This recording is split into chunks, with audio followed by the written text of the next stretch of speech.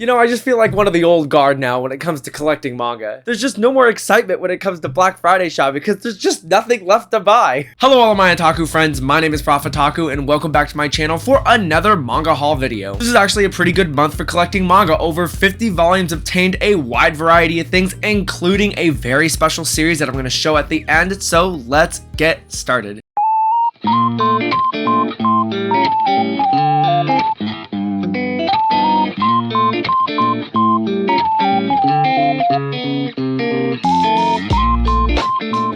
First off, we're going to start with the manga sent to me by the wonderful folks over at Yen Press. As always, thanks so much to Callista and the team over there for sending me manga to review on their behalf. Starting off with the small volumes here, we have volume 8 of The Eminence in Shadow, a manga adaptation of the light novel. If the light novel seems daunting to you, the manga adaptation is fantastic, great pacing, fantastic artwork, and the comedy is absolutely hilarious. Love the world building in here, highly recommend. Next up is Oshinoko Volume 4. I'm continuing to enjoy this series. I now have 2 volumes stockpiled, so I cannot wait to binge these next 2 volumes. I love the twists and turns in here. I love the darker aspect to it, in my personal opinion. I know that's not everybody's favorite cup of tea, and I know that the story is definitely a weird one, but I'm open to anything at this point. Here's an absolutely hilarious series to put on your radar. Saint, No, I'm Just a Passing Beast Tamer Volume 2. This is also a manga adaptation of a light novel, and a very good one at that. I just love the premise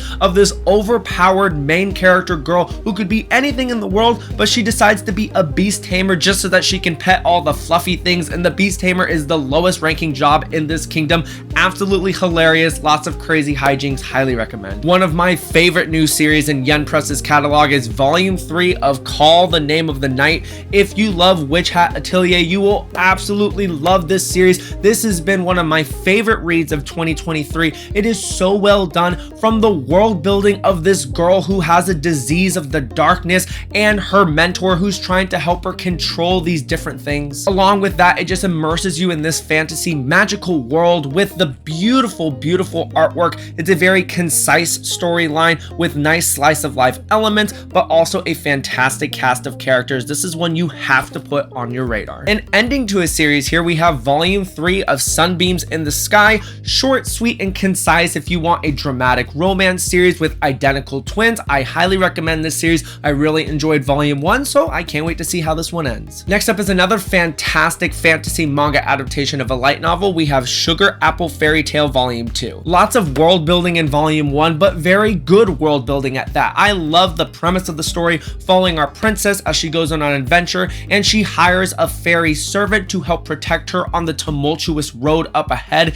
Just really interesting premise, really interesting world, and I love the characters and the different personalities with them. I cannot wait to see how this world expands in this volume. A new series from Yen Press, we have the Shuinji Family Children Volume 1. This has been a highly advertised series by Yen Press, and it follows a family. They're all intelligent, they're very wealthy, they all have different quirks in their personality that make them upstanding members of society, but one day the father reveals a big secret about the family that turns everything on its head. What is the twist? I have no idea, but I cannot wait to see what it actually is. Moving on to some Bungo Stray Dogs, we have Bungo Stray Dogs 1 Volume 6. This is the 4-coma comedy part of the side stories of the Bungo Stray Dogs universe. I've heard great things about this. I have not started it yet. I really just want to finish the completed original series first. Speaking of the main series, we have Bungo Stray Dogs Volume 23. This is definitely the series that I'm going to hit full steam ahead right at the beginning of the new year. I stopped around Volume 9. I'm not sure why I stopped, and I never just kept picking it back up and keep reading more. I really enjoyed what I read. From one of my favorite mangakas of all time, Mika Yamamori, we have Tsubaki-Chou Lonely Planet Volume 5. This is a fantastic series in her catalog. I cannot recommend it enough if you are looking to dabble into the shoujo demographic. But the series follows this girl here on the cover. Father is in major debt. She is in high school and she decides to get a side job as a live-in maid at this author's place just so that she can earn some extra money, pay off this debt, but of course, everything starts to develop in this crazy household. Another volume 5 here, we have Shadow's House. This is a fantastic seinen series. I absolutely love this. The premise is so cool with the shadows and the dolls and how the dolls are emulating the emotions and the faces of these dark shadows. What is the mystery behind this really creepy world? It continues to get better and better. Moving on to the bigger volumes from Yen Press, we have a hardcover volume 2 of Scribbles. This is a continuation of Mori Sensei's sketchbook, just going over different things in all of her different series. I absolutely love this release from Yen Press. A lot of people have been singing high praises of it, and for good reason. What a fantastic release and a great look into Mori Sensei's works. Here's a really cool manga adaptation. Here we have volume 3, I guess, of Rascal Does Not Dream of the Logical Witch. I love the Rascal Dreams of Bunny Senpai series. I think it's a really good anime, and I have read both of the manga adaptations, the first 2 volumes, so this is volume 3 of the next light novel. Very cool to finally see this get an English release, and I can't wait to see how these manga adaptations continue to roll out, because they're just really well done, very concise stories. I love that we are getting some images with this, obviously with the manga adaptation. I can't wait to read this. A super intriguing volume that I really know nothing about. This is from Toryumon Takeda. This is One More Step, Come Stand By My Side. I know nothing of this mangaka, but I do know that this is a short story collection, which is super intriguing to me. I'm gonna read this ASAP and just let you guys know on the next reading log what I think of this. But just flipping through the pages, the artwork looks super intriguing, super detailed, super dark, super cool. A new series here, we have 15 Minutes Before We Really Date, volume 1. It follows 2 kids who have grown up together in the same apartment complex. Everybody assumes that they're a couple, they're reaching the end of high school, and then they look at each other and go, well, what if we did actually start dating? We'll see how this one does. It seems really innocent, really wholesome content, so I think I'm gonna enjoy this. The artwork is a really different art style, so that's pretty cool itself. Here's a manhwa for y'all, Not So Wicked Stepmom volume 2. I really love these releases by Viz Press. This is a really highly beloved series, nothing that I know a lot about. I just know that it's an isekai series and that it follows the not so wicked stepmom. This girl gets reincarnated as the evil stepmother. She's trying to rebuild the relationships with the people around her. So we'll see how it goes. Here's a really interesting series, Primal Gods in Ancient Times volume 2. This follows a group of people who are going around destroying spirits as they try to accomplish different wishes in their life. Really interesting. A lot of fantasy aspects to it. I enjoyed volume 1, so I'm going to continue with volume 2. I'll let you know how it goes. Here we are with the light novel. We have 86 volume 12, and this is definitely one of my favorite light novel series of all time. Mecha, sci-fi, dystopian world, lots of great things about racism, human rights, kind of contributing to the robot race, kind of what is robots gonna do to our world if we continue to advance our technology. Crazy stuff in here, highly recommend. We've got 3 more manhwa from Viz Press here. We have A Business Proposal volume 3, we have Villains Are Destined to Die volume 5, and a new series here, The Villainess Turns the Hourglass volume 1. I love villainous manga, so I cannot wait to see what this manhwa has to bring to the table. And of course, with these 2 series here, I absolutely have loved these. These are highly acclaimed, and I'm very happy that they're getting an English release. It's the holiday season, and you know what that means. Food. And what better way to satisfy someone's love for food than by getting them a wonderful gift of a snack box straight from Japan. So thanks so much to both Tokyo Treat and Sakuraco for sponsoring this video and allowing me to show off their wonderful holiday boxes to y'all. Tokyo Treat and Sakuraco invite everyone to experience Japan from the comfort of your own home. Tokyo Treat's theme this month is a Snacktacular Christmas. The special edition box is packed full of goodies such as the Kit Kat strawberry chocolate cake, Christmas Kokudo donuts, and Christmas cake gummies. Sakuraco's theme this month is Holidays in Hokkaido. Discover the beauty of the northern part of Japan through local artisan snacks such as milk mochi, Hokkaido butter cookies, matcha genmaicha tea, and their special tableware item, the indigo yuzen dish. So let's start off with the Sakuraco box. Oh, I'm so excited, it's like Christmas. All right, as always, y'all are gonna get the first look. Oh God. I always love the little art card that they put in here with the little note from the founder of Sakuraco. What a nice touch. One of my favorite things in these boxes are the little booklets that go over all the different snacks, the different makers, all the little cultural tidbits about Japan that you just want to know about. So just flipping through here, there is so much detail in here. I cannot wait to go more in depth about this to just learn a little bit more about Hokkaido and the snacks that I'm eating. The next thing we're opening up in the box is the tableware of the month, the Indigo Yuzen dish. Let's see what this thing looks like. Oh my goodness. Wow, that looks awesome. Very nice, high quality, absolutely fantastic. And this is microwavable and dishwasher safe, so that's a huge plus. And just looking through the box, look at how many snacks are in here. This is absolutely insane. I'm pretty sure this is daifuku. That is amazing. We have some nice butter cake here, some nuts down here. Looks like some mochi jelly, which looks amazing. This looks like some cheese snack, which looks awesome. All right, I found this in the box. I have to try it on camera. It is the Hokkaido Azuki cake. It has red bean in it, and I love red bean. Eating some snacks, getting fat. Yeah. All right. Oh my gosh, it's a lot more flaky than I thought. Oh my gosh.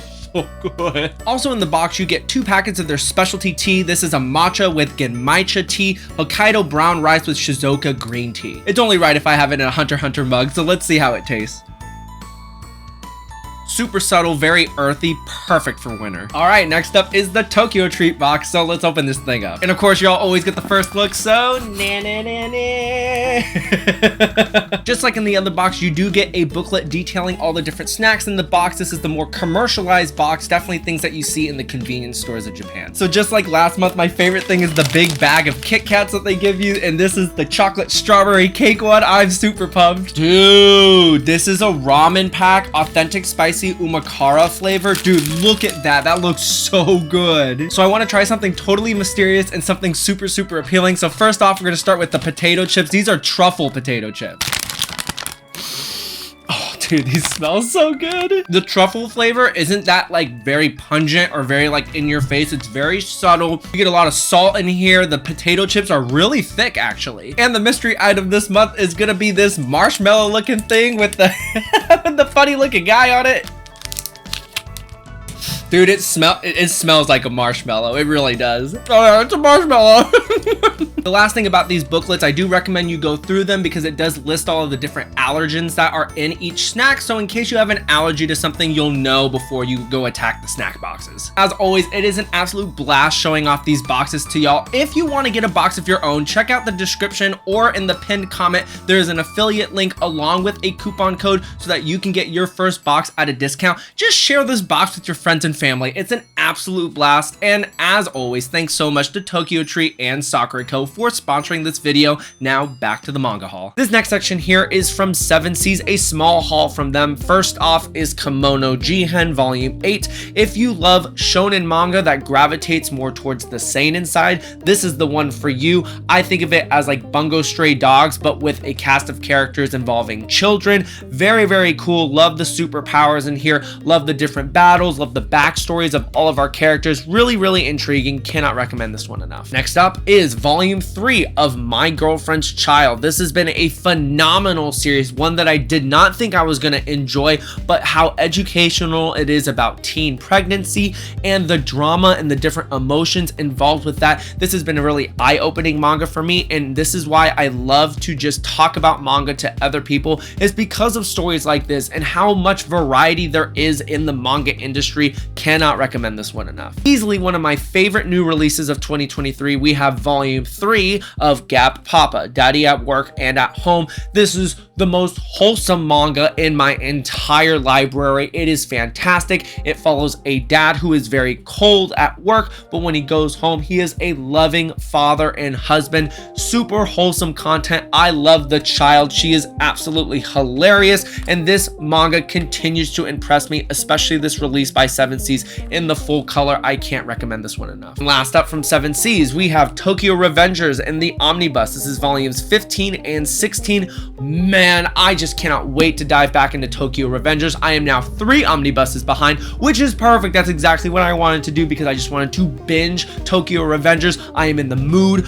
for some delinquent time traveling things after reading Summertime Rendering, so this is next on the docket. I can't wait. A sizable haul from the Kodansha vertical conglomerate. First off, we have a spin-off series, Witch Hat Atelier Kitchen Volume 1. It follows our same cast of characters, but in a slice of life cooking thing, which is great because I love cooking. I really like Witch Hat Atelier. I cannot wait to see what this brings to the table and if it enhances the Witch Hat Atelier series. Next up is one of my favorite series from the vertical line. We have Welcome to Demon School Iruma-Kun Volume 4. This has been a very surprising shonen series. I love the premise of the demon school and this boy who's trying to hide the fact that he's human. I think the side characters are what make this series. It's absolutely hilarious. It is progressing very well. I'm invested in the story and I cannot wait to see where this goes. A shoujo series that started off rough but has really righted the ship. We have A Condition Called Love Volume 5. I cannot wait to see how this relationship develops.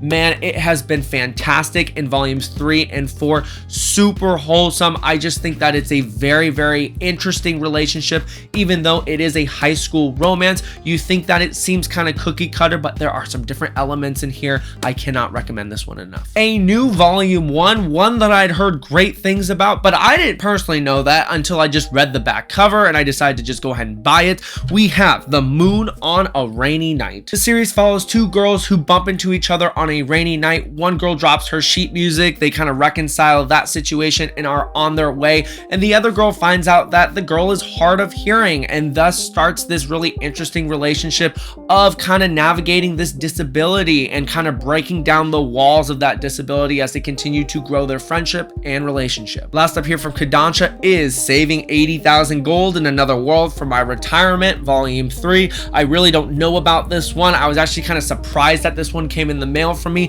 This was my first thing from Crunchyroll and one of the last things I'm ever going to pick up from them. I should have canceled this. I thought Volume 1 was okay. I have Volume 2. I need to see whether I'm actually going to like this series, but then Volume 3 came, so I guess I'm going to read these 2 extra volumes, see what I think of the series, and honestly probably drop it. The premise is super weird for this one. It follows a girl who dies and thus she wakes up in this fantasy world and she figures out she has the ability to jump between the real world and the fantasy world and take the knowledge and things with her from the real world into the fantasy world. Thus she's trying to obtain as much money as she can. Last up here are all the manga that I picked up from Viz Media, including the big series of the month. First off though, we have Black Clover Volume 33. I am now 3 volumes behind on this, which is perfect, a perfect bingeable amount, but this is probably one of my favorite Shonen Jump series in my collection. I just think it's just well done from a fantasy world building aspect. You think it's cookie cutter, but it's really not. There's just so much going on here. Fantastic worlds, cannot recommend it enough. One of my most surprising rom-coms that I've read this year, we have Kubo Won't Let Me Be Invisible Volume 10.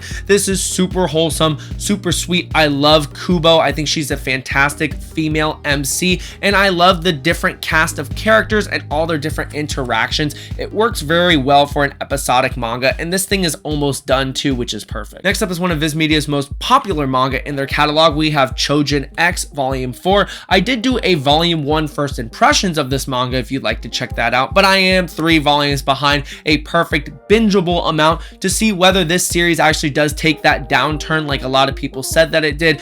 Basically has a lot of things very similar to Tokyo Ghoul in this, if you enjoy that series. The last single volume that I picked up in this haul was Naoki Urasawa's Volume 7 of Asadora. He is a seinen manga author, mastermind, creates these amazing worlds, amazing stories. I love the premise with the monster and how this monster influences this world. What is the mystery trying to be told here with this girl on the cover? We'll just have to keep finding out. And last but not least is the big ticket item in this haul. I don't usually bulk buy a series, but I found a phenomenal deal at Second and Charles where each volume was $3 to $4 a volume. I could not pass it up, and we have Kami-sama Kiss. So I found volumes 3 to 12 and then 14 to 18 at the Second and Charles, and then I picked up the first 2 volumes at other places to help fill out the collection. I'm very nervous to do some bulk buying like this. I don't do that a lot anymore just because my collection is so big and I don't like to take big risks on series that I really know nothing about, but I picked it up for several reasons. It's a shoujo. I'm trying to expand my overall influence into that demographic. I'm trying to expand my horizons, and also it's a critically acclaimed series. It is a fantasy series, which definitely makes me a little but it gives me vibes of The King's Beast by Ray Toma, and I really like that series, so I am intrigued with what's to come. For those of you who don't know what this series is about, it follows this girl Nanami who is homeless after her dad skips town to avoid paying his debts, and then she gets picked up by a man who allows her to live at his house, but then she gets thrust into the role as a local deity. Thus she has all these different responsibilities, and then she gets interacting with an ex-familiar at this shrine who definitely has a little bit of a grudge against her, thus starts their tumultuous life together. And that is it for my manga haul for the month of November. One more month to finish out this year of 2023. What a crazy ride it has been this year, both from a personal, professional, and manga tuber life. Just crazy, and I just cannot wait to share it with you and finish off this year strong. As always, if you enjoy the content of my videos, make sure you hit that like button, tap the subscribe button, hit that notification bell so that you know when more of my videos come out, and I will see you in the next one. Take care now. Bye-bye.